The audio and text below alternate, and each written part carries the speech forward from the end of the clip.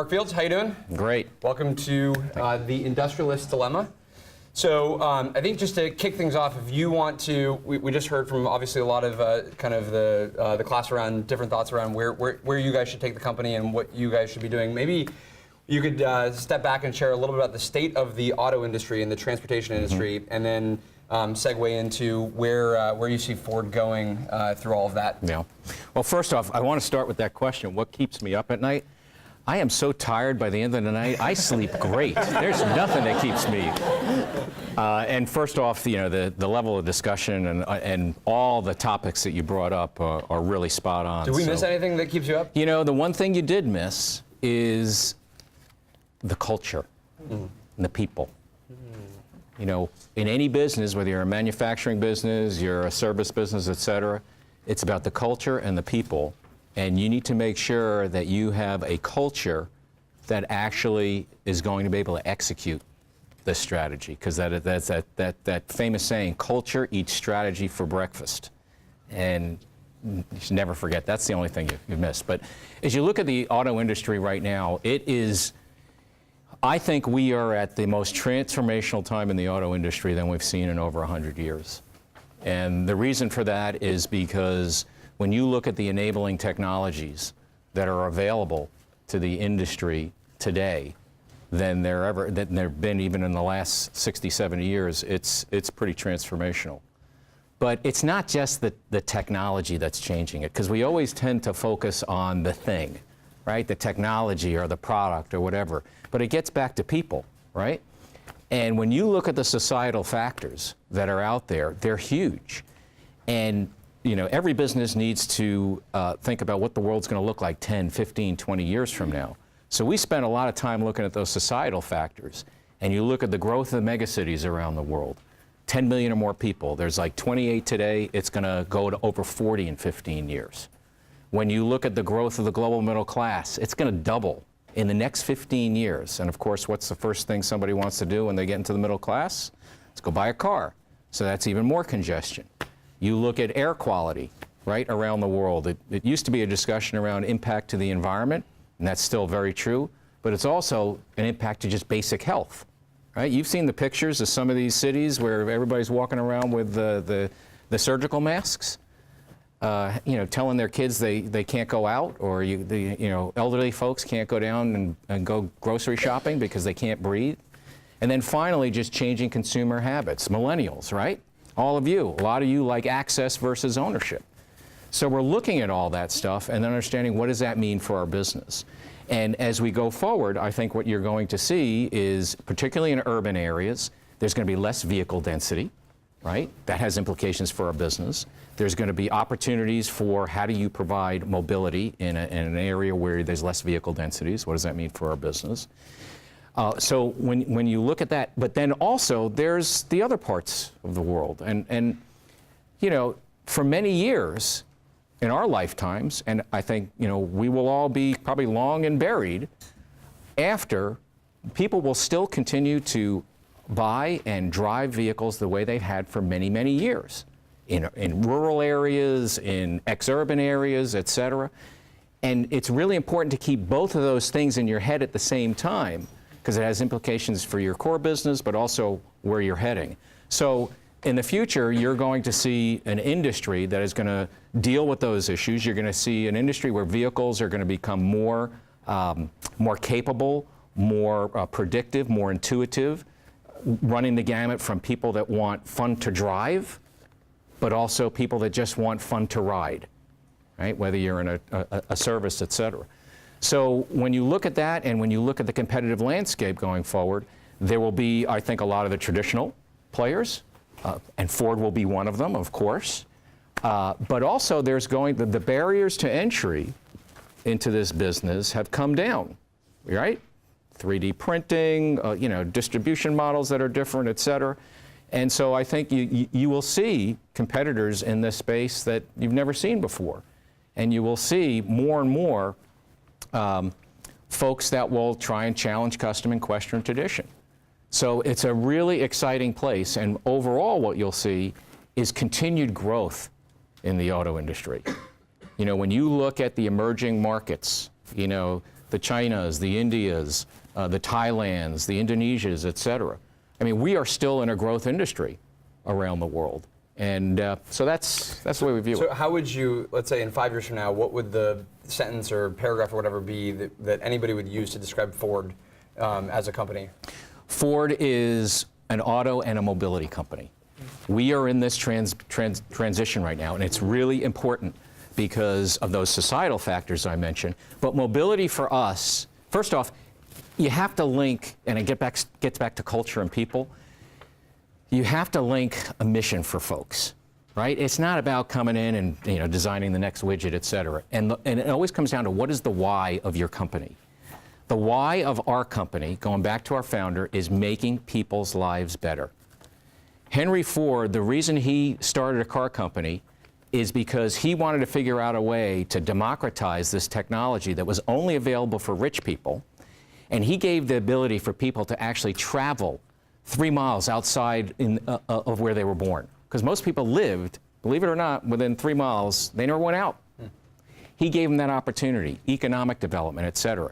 So our why has always been about making people's lives better. And our how is about how do we enable mobility. And for us, mobility is just allowing people to live, play, and work where they want. Right. And so as we move from, and you already mentioned sort of some of this being on demand, some of it being about access, and some of it being riding versus driving, as we move to a world where potentially transportation and mobility is delivered more as a service, that's obviously a very different world than transportation and mobility delivered as a product that I buy. How do you sort of prepare Ford for that, and what are the sort of fundamental changes in your business model, in your company DNA, and your talent that kind of lead to you guys being able to drive that?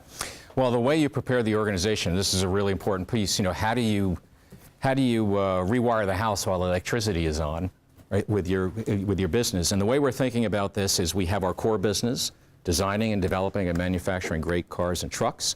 And we have these emerging opportunities around mobility. And it's really a lot of it around the monetization of the use of our product. And the most important thing of how you prepare the organization is you give the organization context. You have to be out there, you have to be communicating it, you have to be linking it to how customers and society is changing. Because guess what? If you don't, and you introduce these new businesses, these new business models around mobility, and as we do, let's say we want to do transportation as a service, et cetera. Guess what? If you don't give the organization context, they're going to view that as, oh, that's all that new stuff. I'm not going to help them, right? Because that's a threat to the core business. So it has to be an and solution. What you have to be able to tell people is we're not moving from an old business to a new business. We're just moving to a bigger business. And when you get that context, because we have in our history where we've tried to go off to shiny, sexy new things, guess what? Didn't work. Because we didn't give the organization context. And oh, by the way, the people that weren't in that shiny, sexy new thing, they felt that they were chopped liver, right? Just do that core stuff and you won't be valued. So it's really important that we do that. And that's how we prepare the organization. And then you can go off and you can dedicate resources to it. You can bring in new competencies and new people. You can do M&A that will then be embraced by the organization so that you can build the business. And how should we think about Ford's role in transportation as a service, in kind of your words? When can I download the Ford app, press the button, and have a car come to me? Well, actually, what you'll be able to do, we are launching something in April called Ford Pass, and it's basically what we want to do there is be able to do we want that to do to the auto industry what iTunes did for the music industry. So we'll have an app. It's powered through an app, and it's a set of digital and physical experiences, so that you can serve it, make appointments for your dealership, but also at the same time we're working with partners to do smart parking. So let's say you're outside and you want to come down to downtown Palo Alto, you'll be able to reserve a parking space through it, et cetera. And we're going to build that over time so we have an ongoing relationship with our customer. But what's going to happen, when you will be able to do that, we'll still have our core business, but we'll also, in this mobility space, we are working on things like autonomous vehicles. We are working on, should we be in a transportation as a service? Should we be taking on the Ubers, et cetera? But also, remember, in business, it's all about also, are you differentiated and relevant? So, for example, we have a big, strong truck business around the world. Are there some opportunities for us on an on-demand service for commercial vehicles? You know, how do you deliver that last mile in a crowded city center? Those are the type of things that we're thinking about. Why don't you do it? Excuse me? Are you going to do it? We are thinking about those things very seriously right now. Okay. So Mark, as the requirements to meet customer needs change, how do you look at external partnerships? You've got a presence in Silicon Valley. How do you ensure that Ford is not one of these large companies from the outside who comes in and sets up a presence here for 5 to 7 years and then folds tent and leaves? That's a great, it's a really great question. How we view partnerships, we have been very, very clear. He'll ask the great I'm ones. sucking up to the professor here. Okay, so it's really good to be back in class, you know? The difference at Harvard, we had no windows. It was just, so first off, as it pertains to partnerships, we have said, listen, in some cases we will do things on our own. We will decide these things are core for us.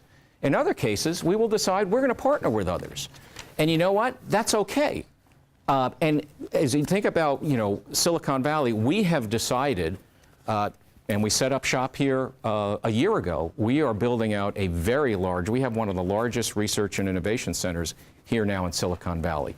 And the reason we wanted to do it is, to your point, we didn't want to be viewed as some transactional company that flies in, says, I'll take one of those, I'll take one of these, and flies out and tells the organization to figure out how to do it.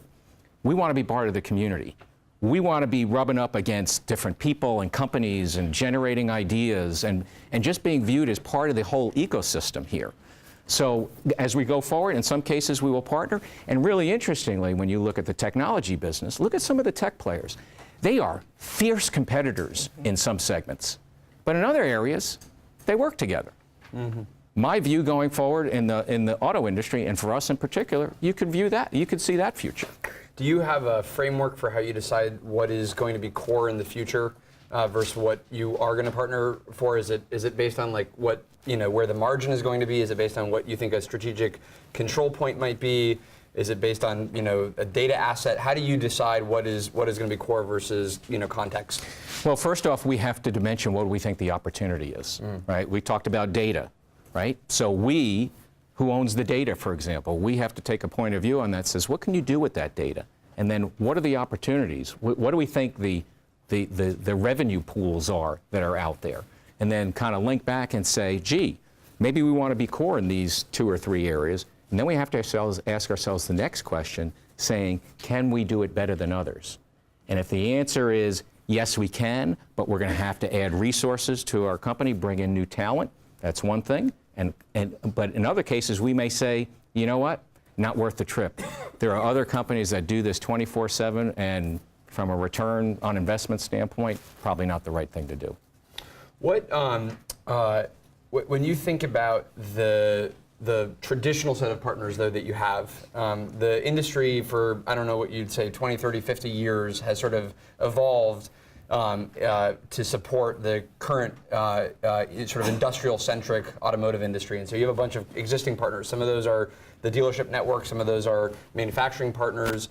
How do you decide when you're going to work with them to evolve them into the future versus times where you might need to be more disruptive and do something yourself that you used to partner for, because that's the only way you're going to be able to create the sort of modern integrated solution?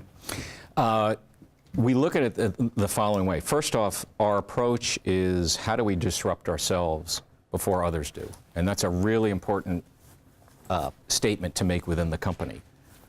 And secondly, the second most important 2 questions that we challenge the organization with is how do we challenge custom and question tradition and not take anything for granted? And when you give the organization the permission, particularly in a 113-year-old company, to actually ask that, wonderful things happen in terms of creativity. So when you look at the issue of, you know, do we want to work with a specific supplier who we worked with for many years on a specific technology? From our standpoint, when we ask those 2 questions, then we get back to, do we want to, as we look at the opportunity, or do we want to give that margin up to somebody else, or do we want to make it core for ourselves? And those are the type of questions that we're asking. And we also have to be very honest with ourselves that says, listen, as the world changes, relationships are important, but at the end of the day, you also have to look at the business logic of continuing to work with others that you've worked with for so long, and then make very rational decisions. If you said this is the biggest change you've ever seen in the auto industry, how do you as the CEO of the business determine where to spend your time? I drink a lot of Red Bull. Okay, the question on how much do I spend on my time is very interesting. Do you actually? Yeah, I drink Red Bull. Oh, great, cool. Yeah. Okay, good. Can't you tell?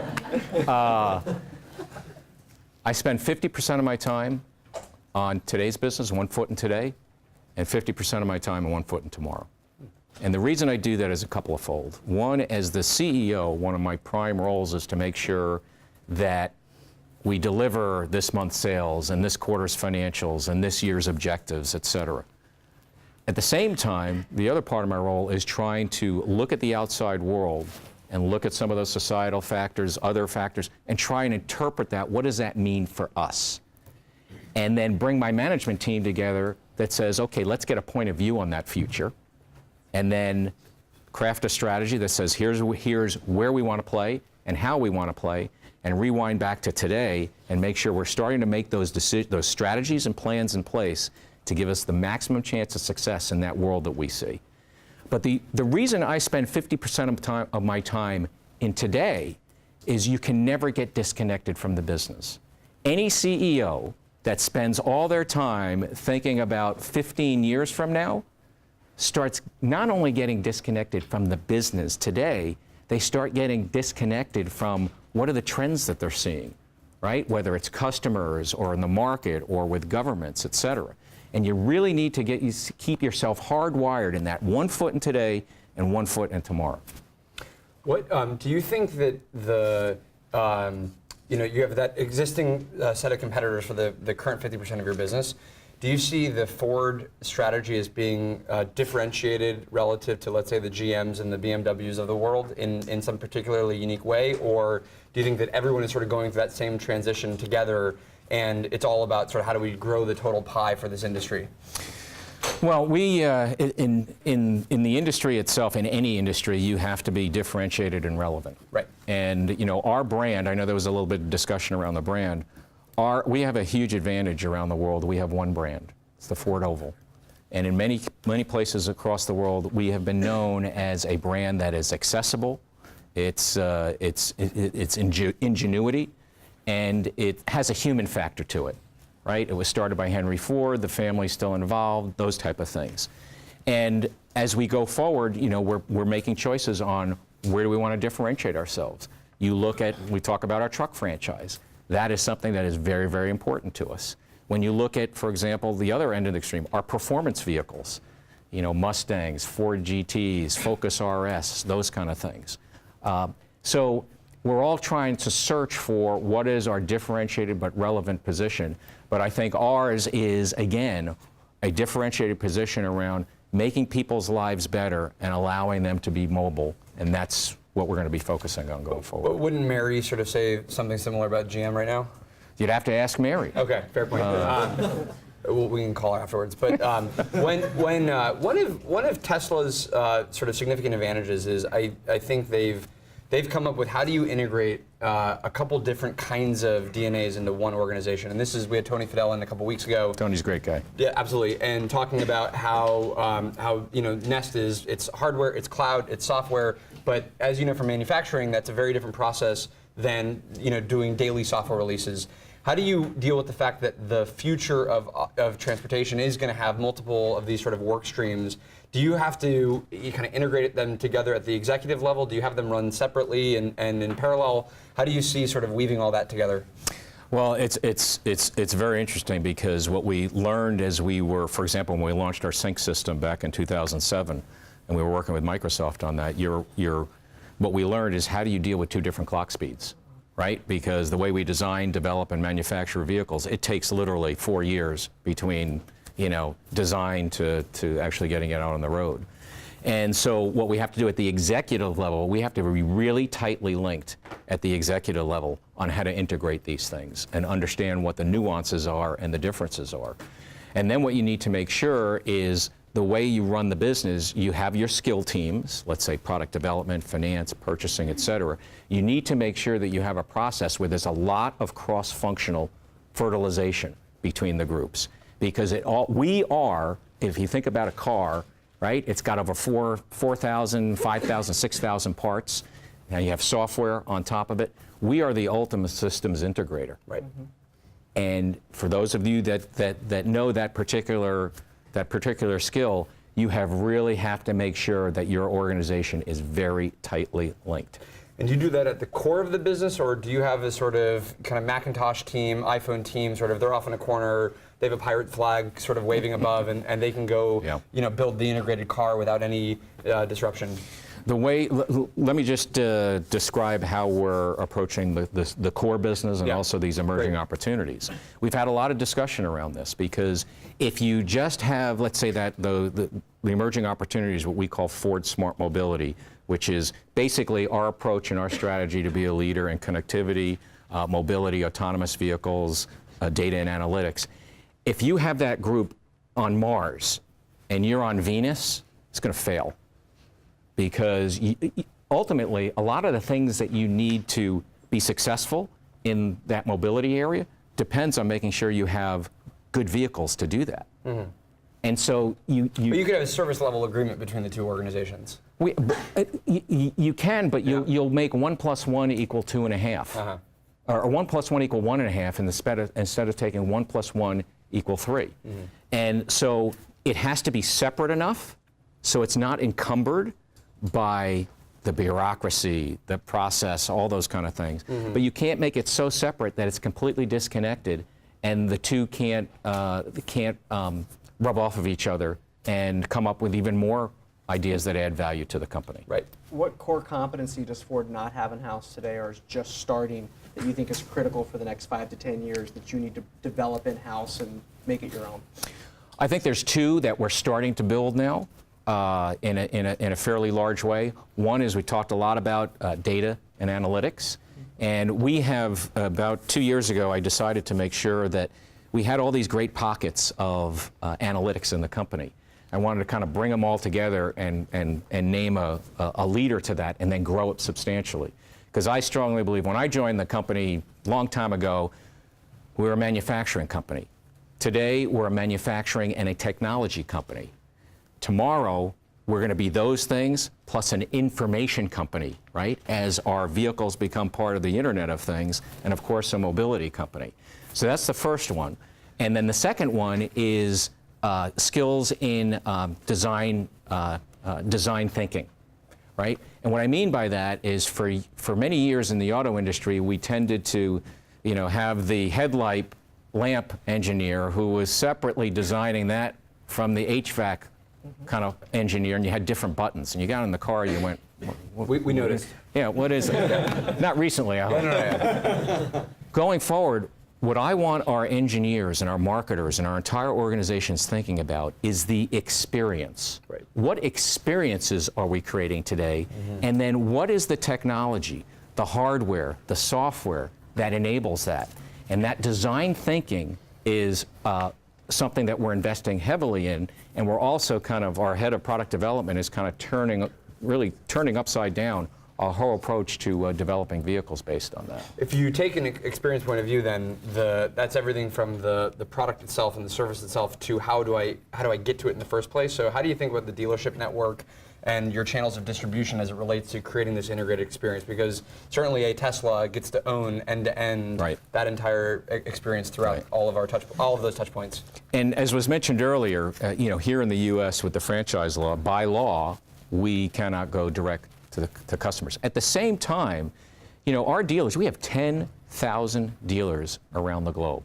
That is a huge advantage. I think somebody mentioned, the whole issue about having a distribution network. Mm-hmm. So the way we have to do this, first off, as we go off on this journey, we have to bring our dealers with us. And we have to say, what is your role as we go forward? Right? Because you're good partners for us. Mm-hmm. And let's face it, I know we talk about being a little bit in a bubble here, but let's face it, folks, you're not going to hit the buy button and then a vehicle's going to show up. People want. Actually, Patrick Collison from Stripe said you would be able to do that. Well, in first class. There's a difference between you could do it and people do they want to do it. Right? It's the second biggest purchase you're ever going to make after your house. Right? You're going to buy your house online? People want to feel, they want to CEO touch. Zillow said that. Well, no, I talked to him. I went and visited him, and he said that's a good revenue opportunity. I said, not for us. But first off, it's also, again, it's about people, and it's about giving the organization context. So we're spending a lot of time with our dealers and saying, here is the way the world is changing. You have a choice. Do you want to work with us, right? Because it's the customer who's in charge, not us. Do you want to work with us, and how do we outfit the stores going forward? I mean, somebody mentioned, the stores could be very different going forward. And how do you bring them with us, as opposed to we're going to do it separately and we're going to break the law and we're going to create World War III with our distribution network? That is a recipe for disaster. What do you, just out of curiosity, what do you see their role being then in 5 or 10 years when we're in this sort of mobility on demand kind of world? Well, again, you're making big assumptions here. Sure. We're going to, 20 years from now, right? The world is going to be populated by these autonomous roaming vehicles in any part of the world. You'll hit your smartphone, your button on your smartphone or your iPhone, and it's going to show up. Guys, it's a spectrum, right? There's going to be people that are going to be driving vehicles that we've had for many years. Yes, there will be a growing segment of that. Right. So, their role, our dealers' role going forward will be continue, right, to take care of the customer, right, to sell them vehicles when they want to buy vehicles, but also to service vehicles when they have to. As we think about transportation as a service, what role do they have? We're working our way through that, but they will play a vital role. Look at Amazon, right? They're creating retail. Think about this. Amazon was born online. Right. What are they creating now? Stores. They're creating stores. We have 10,000 dealers or stores around the world. That could be a huge advantage for us. How do you hire people with different DNA into the organization and make sure that they stay and don't come for 18 to 24 months and then decide to go back to where they were before? This is a really important question because it's the war. It is. It's a very important question. Listen, everybody heard the term. Name the term. War for talent. The best team wins. All that kind of stuff. So how do you do it? First off, what you do is you want people across every cohort, but it's a lot in the millennials. They want to make a difference. They want to make their dent on the universe. Yes, they want to be compensated appropriately, et cetera. They want to be at a higher mission. And our mission is about making people's lives better. And what better way of doing that is not only developing great cars and trucks going forward, but helping solve some of the world's most pressing societal issues around mobility.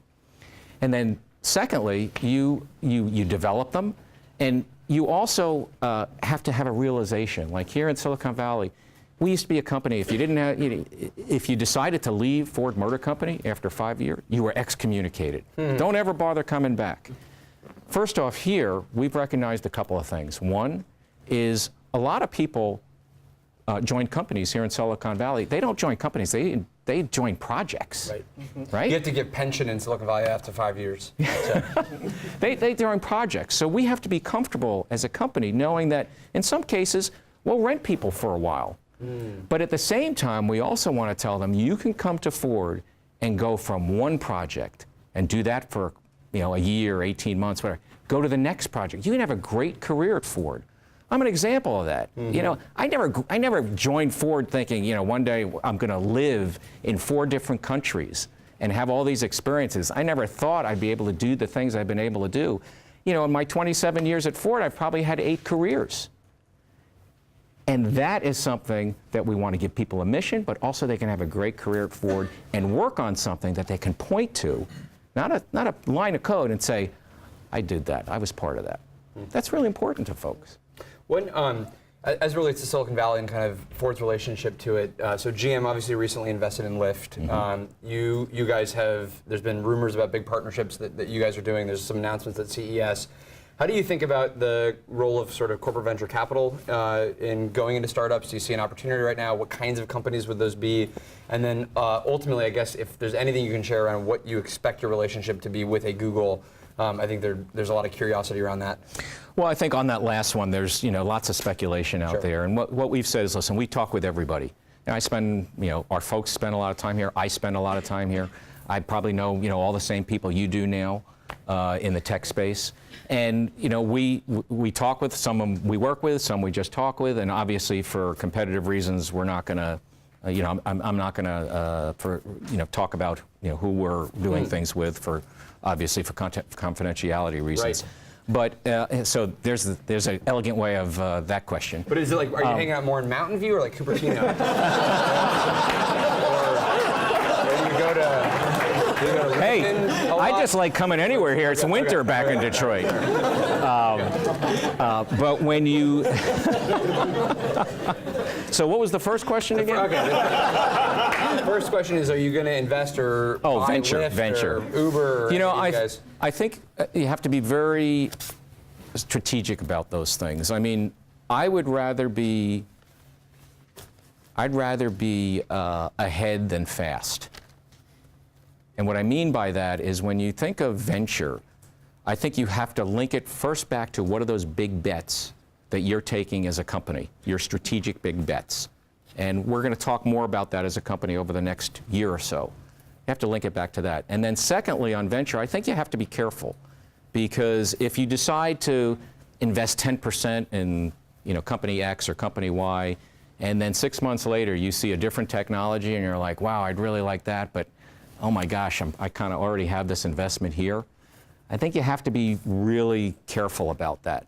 That's different from full M&A. Right? As you see something, you say, hey, it's a competency I don't have. It's a skill set I don't have, and we realize we do want to make it core. You go out and you integrate it into the company. So I think you have to be careful, and different strokes for different folks depending upon the company. Could we expect any of this from Ford this year, you think? Oh, from our standpoint, you will see us get more aggressive around M&A. Cool. Awesome. All right, Mark, thanks a lot. Really Great. appreciate it. Thanks.